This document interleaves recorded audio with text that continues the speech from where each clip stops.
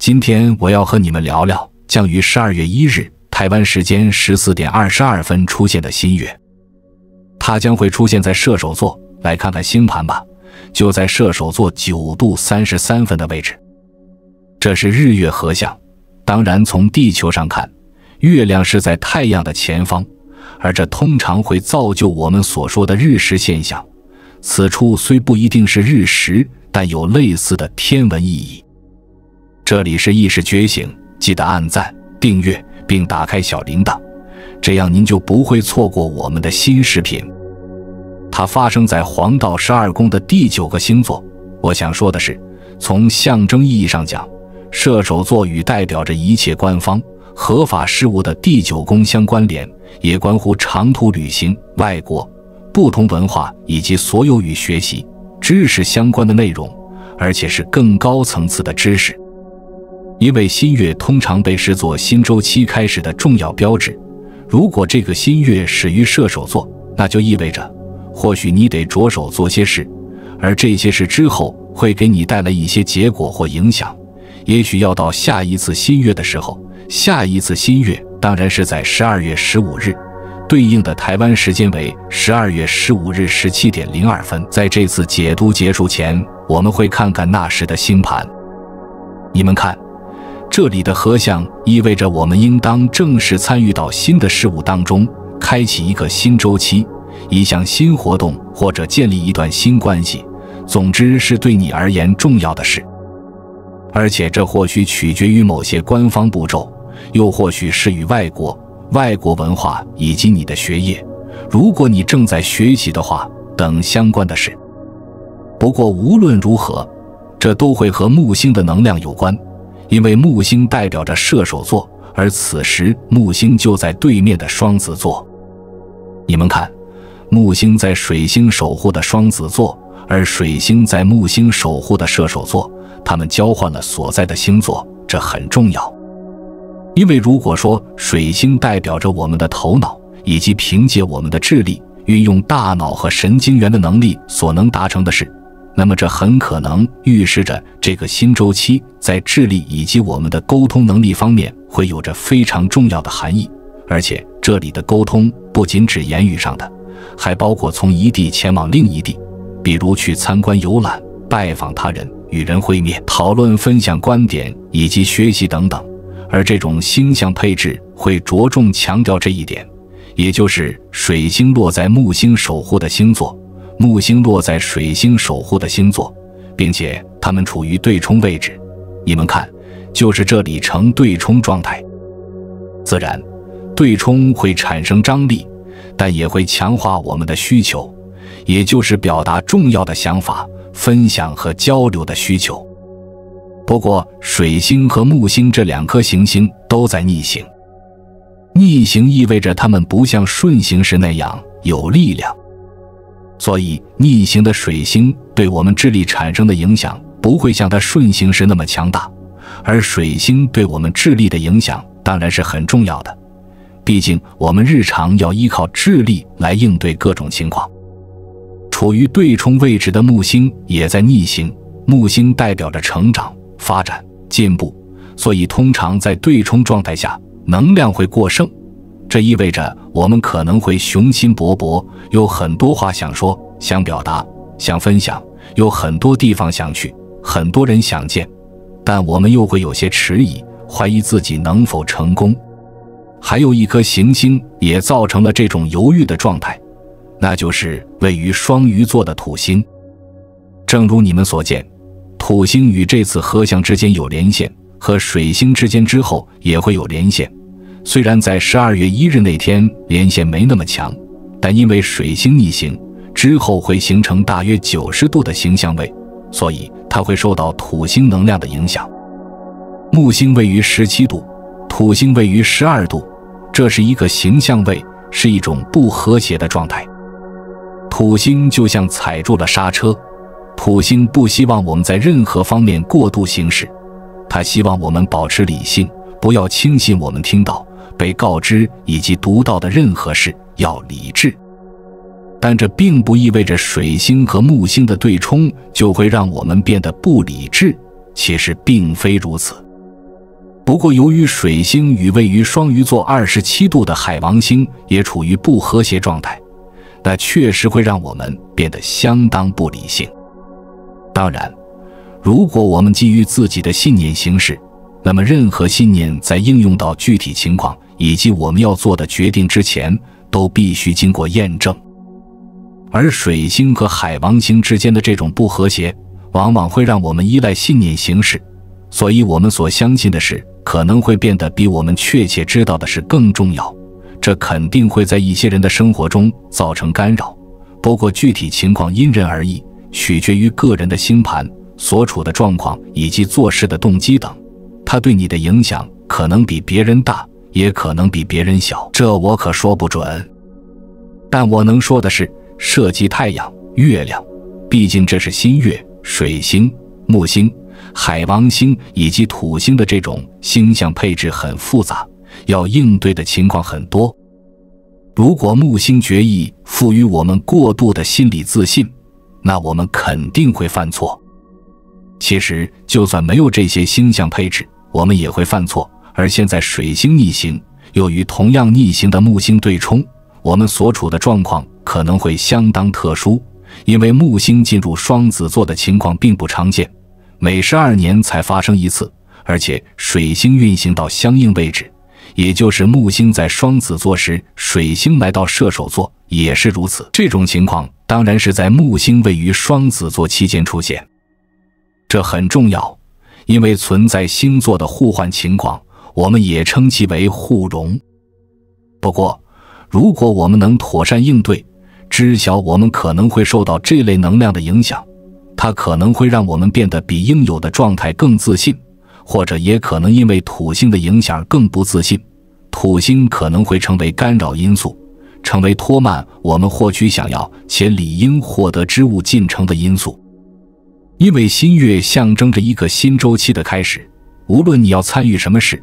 最好是那些有着长远影响的事。这意味着我们所有人，包括我自己，在12月1日都应当格外小心。不过能量在月亮进入射手座时就会开始产生影响，由于太阳和月亮都位于射手座9度30分左右的位置，月亮大约需要19到20个小时才能与太阳形成合相，也就是说，在11月30日，对应的台湾时间为11月30日22点左右，月亮就会进入射手座，并会在射手座停留2天半。这2天半的时间很短，在这段时间里，我们需要分析、思考、做决定，并且确保不犯错误。因为如果我们在这期间，也就是月亮位于射手座的这段时间犯错了，可能不久之后，当月亮运行到土星位置12月8日，台湾时间为12月8日14点左右，以及木星位置12月14日，台湾时间为12月14日14点左右时，我们就会发现问题所在。月亮和木星之间的联系很重要，因为12月15日将会出现满月，对应的台湾时间为12月15日17点02分，这意味着我们在情绪上会变得相当强烈，而这种强烈程度会因木星的临近而加剧。实际上在夜空中看起来会挺美的，你们知道的，会看到满月，旁边不远处就是木星。不过如果满月的光线太强，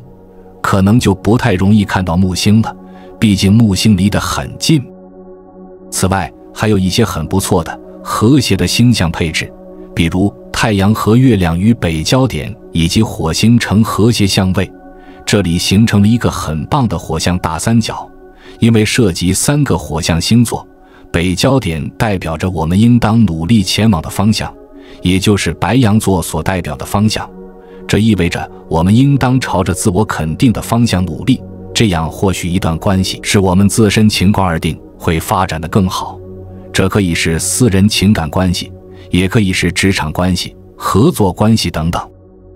北焦点位于白羊座仅3度的位置，它会逆行换座，我使用的是平焦点，它们会在1月29日换座。顺便说一下，我将会举办一场关于南北焦点在处女座和双鱼座之间运行的线上研讨会，因为这会很重要，它们的运行影响会持续18个月，但之后可能还会被感受到更长时间，这完全取决于实际发生的情况以及我们如何应对这些焦点的能量。如果你对这个研讨会感兴趣，别犹豫，你可以在网站或者这个视频下方找到相关信息。是的，北焦点告诉我们要积极主动，要捍卫自己，要确保我们做事是高效的。这可能是因为北焦点位于白羊座，也就是火星守护的星座，而火星与北焦点以及这次合相都是和谐的。实际上，当月亮运行到北焦点位置12月9日，台湾时间为12月9日14点左右时，我们投入到想要达成之事中的力量可能会收获成果，我们可能会获得很有意思的成果。在那之前，月亮会运行到海王星位置，海王星与这里的日月合相并非严格意义上的不和谐，相位角度稍宽，